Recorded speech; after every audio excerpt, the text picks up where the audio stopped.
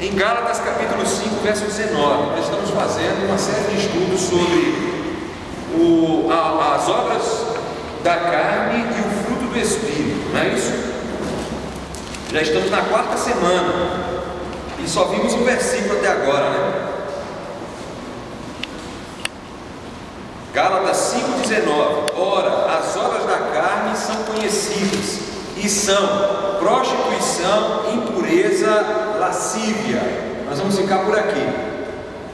No primeiro dia nós fizemos a leitura do verso 13 até o verso 26, explicamos o contexto em que Paulo escreveu essa epístola, por que ele está falando desse tema, não é? Mas agora nós estamos vendo somente o que nos interessa. Então, nós falamos já nas semanas anteriores sobre a prostituição e a impureza, são as duas primeiras obras da carne, e hoje iremos falar sobre a lascívia, essa terceira obra da carne, ok? Paulo está orientando os Gálatas quanto à heresia judaizante. O que era a heresia judaizante? Era um ensinamento que alguns crentes de origem judaica, mas crentes em Cristo, estavam introduzindo à igreja de que para ser cristão antes era preciso ser judeu, antes de se submeter à graça era preciso se submeter à lei. E essa ideia foi corrente ali na igreja em vários lugares do mundo antigo, especialmente na Galácia, a ponto do apóstolo Paulo precisar escrever essa epístola e dizer: olha, se alguém está ensinando outro evangelho, né, está lá no capítulo 1, verso 9, salvo engano, assim como já dissemos e agora repito, se alguém vos prega evangelho que vá além daquele que recebeste, seja anátema. Paulo então está orientando a igreja para que não se submeta a esse tipo de ensino dos judaizantes. Os judaizantes pregavam o retorno à lei, a dependência da lei, sujeitar-se à lei. E Paulo tenta nos dizer aqui nesta passagem que sujeitar-se à lei é viver através da carne, é subjugar-se ao comando da carne. Se nós já estamos sob o comando do Espírito, não temos mais que nos submeter à lei, agora nós estamos debaixo da graça. Principalmente no que diz respeito à lei cerimonial, não é? Principalmente no que diz respeito à lei cerimonial. Paulo então confronta este ensinamento, mostrando esta relação entre as obras da carne e o fruto do Espírito. Ele apresenta 16 obras da carne, que estão aí nos versos 19, 20 e 21. E ele apresenta 9 frutos do Espírito, ou 9 elementos do fruto do Espírito, já que a expressão no grego está no singular, é o fruto do Espírito, não são frutos, as obras são as obras, tá? Então são 9 elementos do fruto do Espírito. E Paulo então incentiva a igreja a se sujeitar ao Espírito e a crucificar a carne e as suas paixões. É nesse contexto então que ele vai apresentar cada um desses elementos, que seriam obras da carne e posteriormente o fruto do Espírito. Para quê? Para que nós possamos viver de forma que Deus se agrade de nós, crucificando as obras da carne, se sujeitando ao Espírito, para que a obra do Espírito se manifeste através da nossa vida. As 3 primeiras obras da carne são de conotação sexual, de direcionamento sexual, tá? Estão no verso 19: prostituição, impureza e lascívia. Depois virão 2 de cunho puramente espiritual, idolatria e feitiçarias. E depois virão várias que dizem respeito a relacionamentos. Então nós vamos seguir essa ordem. Mas já vimos na semana passada a prostituição, que é um pecado dentro da esfera sexual. É toda relação sexual fora do casamento, fora do propósito de Deus, fora dos planos de Deus. É chamada biblicamente então de prostituição. No contexto do mundo que nós vivemos, a ideia de prostituição é de você ter um relacionamento pago, não é? A ideia de prostituição é essa, mas não no sentido bíblico. Todo relacionamento bíblico fora do casamento é prostituição, biblicamente falando, tá? A fornicação, relacionamento entre solteiros; o adultério, relacionamento entre casados; o incesto, relacionamento dentro da família. Nós falamos na semana passada sobre a questão da pedofilia. Tudo isso está dentro do contexto da prostituição, ok? Falamos na semana passada sobre impureza. Impureza é um pecado interno, mental, que contamina toda a vida da pessoa, afastando a pessoa de Deus. Uma outra tradução para a impureza nesse contexto aqui é pensamentos impuros, aquela pessoa que alimenta os pensamentos impuros. E eu estava dizendo, nós temos uma grande luta contra contra a prática de determinados pecados de ordem sexual. E nos esquecemos que para vencer os pecados práticos é preciso vencê-los na mente. Você não vai ter vitória na prática se você não vencer os pecados na mente.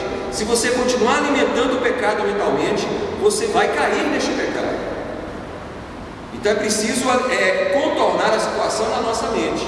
É preciso crucificar a carne e as suas paixões, como disse Paulo lá no verso 24 deste mesmo capítulo. Então, impurezas são pensamentos impuros. Eles podem ser num sentido geral e podem ser especificamente de ordem sexual. Por estar aqui dentro do contexto entre prostituição e lascívia, nós dissemos que provavelmente a intenção de Paulo é de tratar aqui de impureza somente enquanto impureza sexual. Agora então, Paulo fala de lascívia. Lascívia é o amor ou a paixão, a prática do pecado sexual que o leva a perder completamente a vergonha. Vocês já viram falar disso, né? Está tão em voga no mundo de hoje. As pessoas já cometem determinadas coisas e nem escondem mais, né? Até utilizam a expressão de brincadeira de dizer, fulano saiu do guarda-roupa. Eu contextualizei, né? Ela disse que é o armário, é do armário.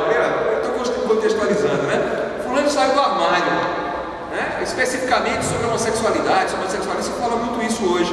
Ele estava meio escondido ali, mas agora ele resolveu assumir. Ele perdeu a vergonha. Ele colocou a cara a tapa. E isso é o que é incentivado pela nossa sociedade. E a Bíblia está chamando isso de lascívia, de uma obra da carne, né? Porque chega ao ponto da pessoa perder a vergonha de um ato compulsivo que ela possui, ato marcado pelo descontrole, um ato repulsivo na maioria das vezes. Então, a lascívia é esse tipo de situação. A etimologia, a expressão que está aqui no grego é aselgeia, é o termo grego para lascívia. Aselgeia quer dizer etimologicamente disposição de entregar-se a qualquer prazer.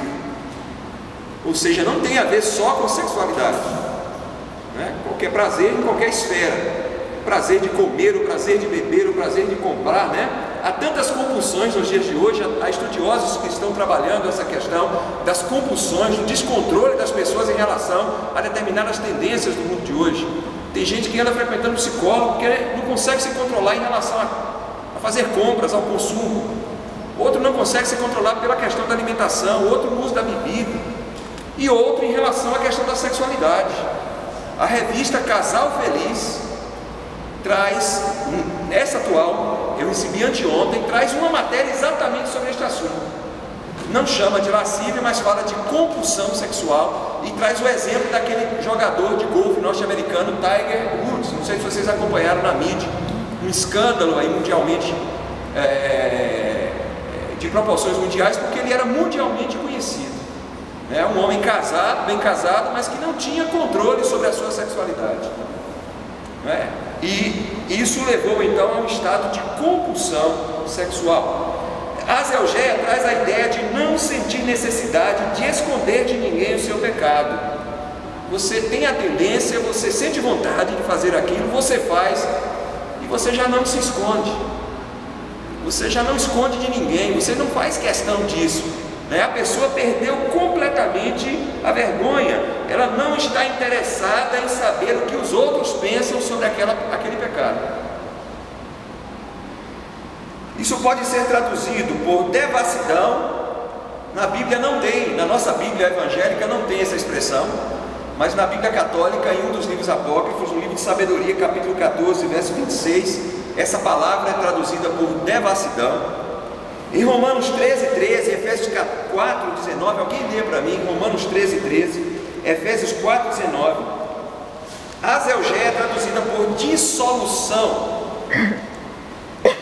Romanos 13, andemos dignamente como em pleno dia, não em orgias e debetices, não em imundícias e dissoluções, não em contendas e ciúmes. Então está aí a expressão dissolução em Romanos 13, é a aselgeia. Efésios 4, 19. Os quais, tendo se tornado insensíveis, se entregaram à dissolução, para com avidez cometerem toda sorte de impureza. dissolução está aí novamente. 2 Coríntios 12, 21. A palavra é traduzida em 2 Coríntios, assim como está em Gálatas, como lascívia. 2 Coríntios 12,